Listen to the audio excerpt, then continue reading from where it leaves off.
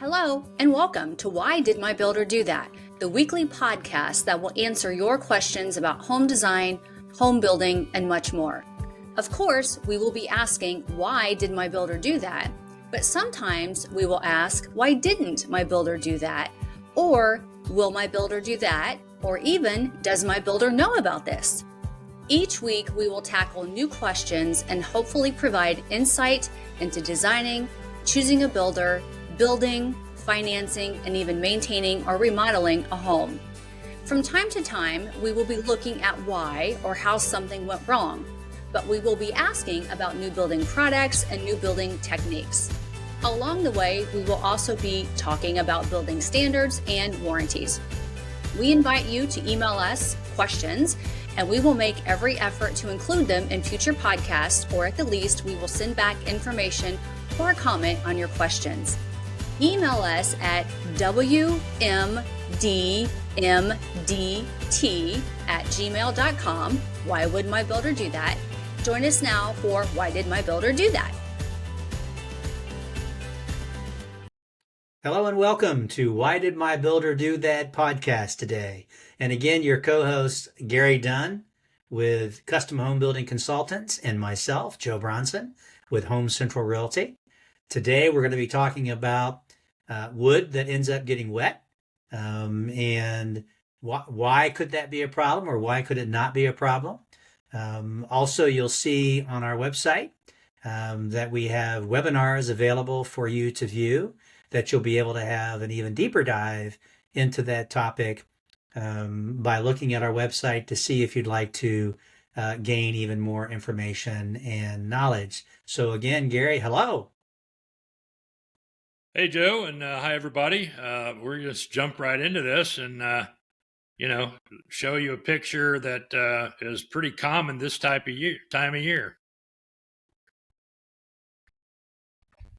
Well, one of the things that I think a lot of our homeowners and myself for that matter is the wood on site got wet. And is that going to be a problem? And what should my builder be doing about that if it does get wet? Well, first of all, your builder knows that it's raining just like you do, so he is aware of it. His goal is going to be to cover it as quickly as possible and then observe any potential problems. In this slide, you're seeing a lot of standing water on the subfloor. Most builders would make an effort to squeegee that off and get it off the plywood as soon as possible. But the fact that it's wet doesn't necessarily mean that it's a problem. Your builder is going to observe what's happening with your lumber, and he'll take necessary steps if need be.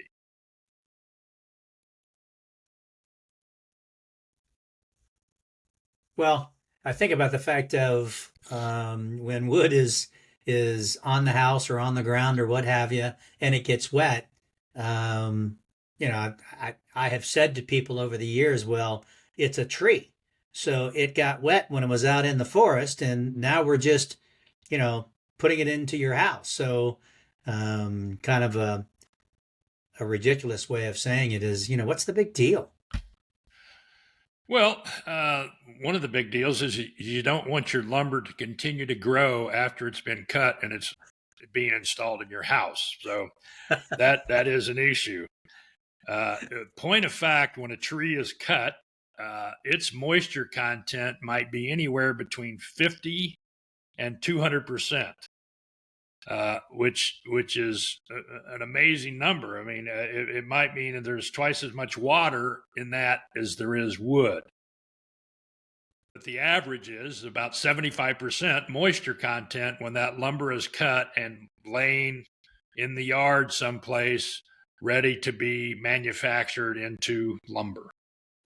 So the framing lumber, when it comes, to the job site and getting ready to be used, has it actually been dried from that moisture content you speak of? And if so, how is that done? Well, it is. Most framing lumber is reduced or dried to a number of around 15 to 19%. And it's dried in large commercial essentially furnaces called a kiln, and lumber is trucked in and dried for a period of time and then dispatched to your project, or to the lumber yard and then to your project.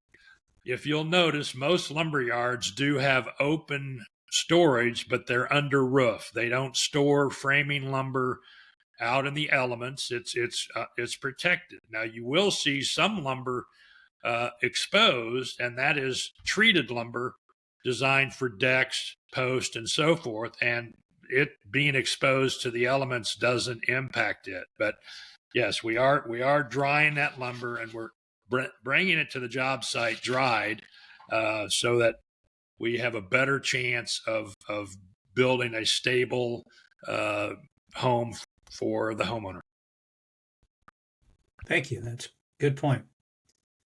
So, a couple questions bring me here, and that is, I think I see the instrument, how they can determine what the moisture is, but if you can explain that, and then what should be the number, and when does it become a concern if I happen to have one of these devices? Well, as you can see, we've got some lumber laying out in the yard here. So when it was delivered to the job site, it was, as reported, to be 15 to 19% moisture content. It most assuredly is absorbing moisture now on the ground, and if you remember the first picture, during framing, it's going to pick up more moisture. Now, we're not going to conceal or cover that lumber until we've gotten, again, back to a 15 to 19% moisture content. And Mother Nature does that basically for us. The house is typically open. Even though the roof is on, it's open, and air movement occurs on a daily basis through the house, which is helping to dry it. We also may introduce heat into it relatively soon to try to facilitate drying. But the real key is we're absolutely not going to cover that lumber until it's back down to 15 to 19%. We're not going to put drywall up. It's not going to be concealed. We're not going to be encapsulating moisture in that wall, except to the point of that 15 to 19%. In that case, it won't be a problem.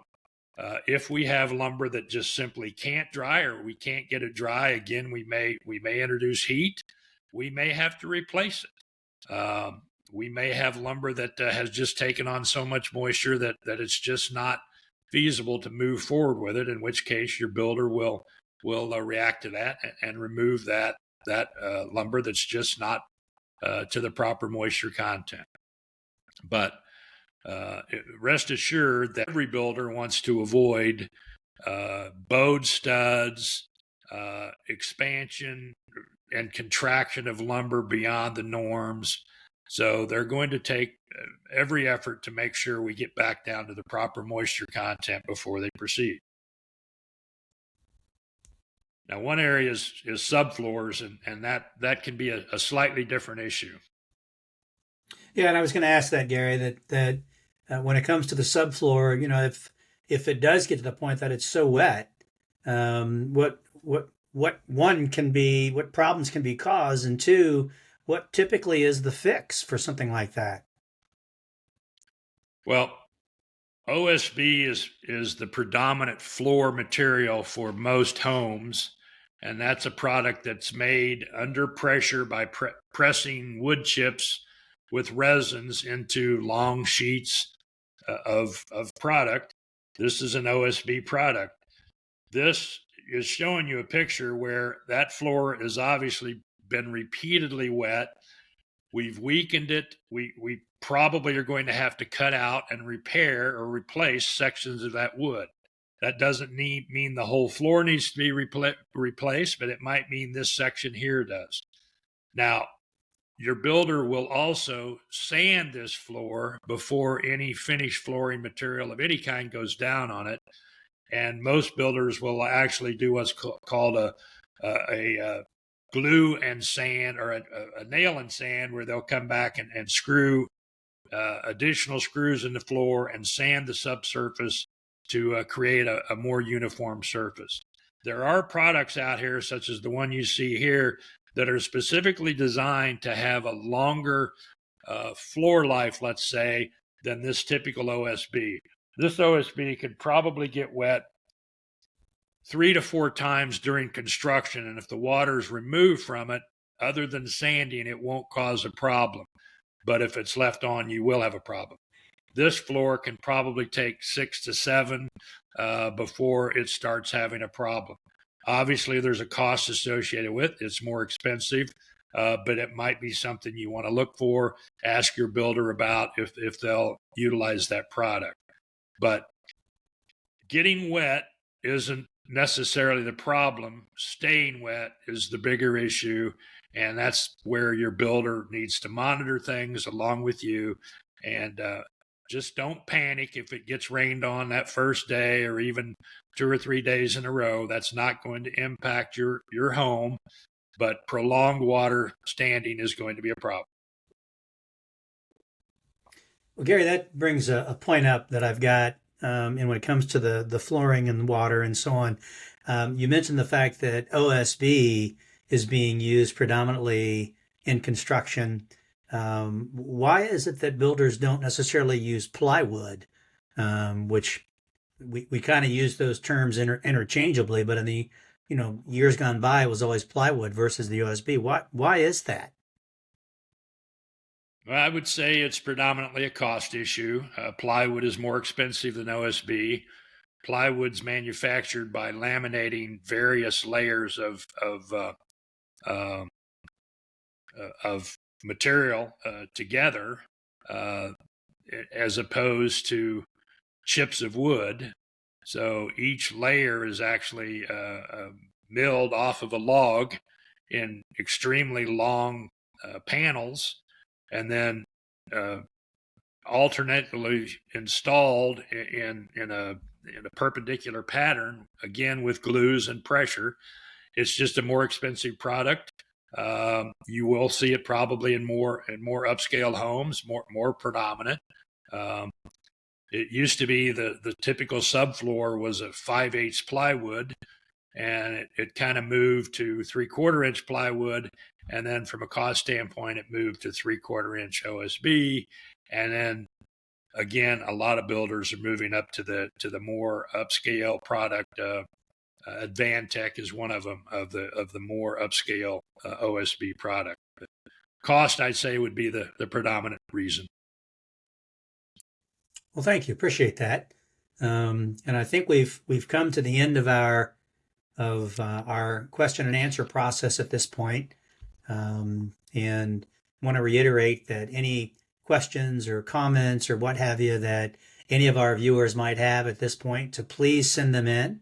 And we may build a podcast around that or design a webinar to be able to explain it further.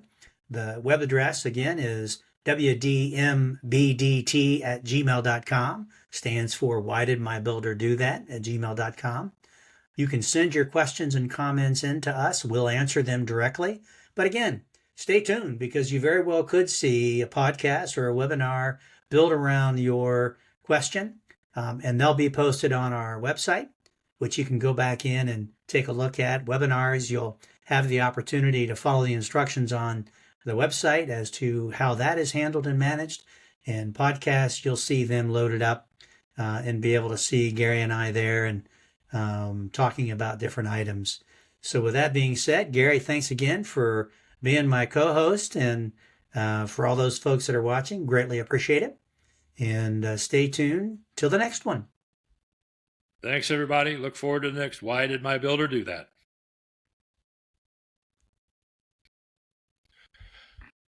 Okay.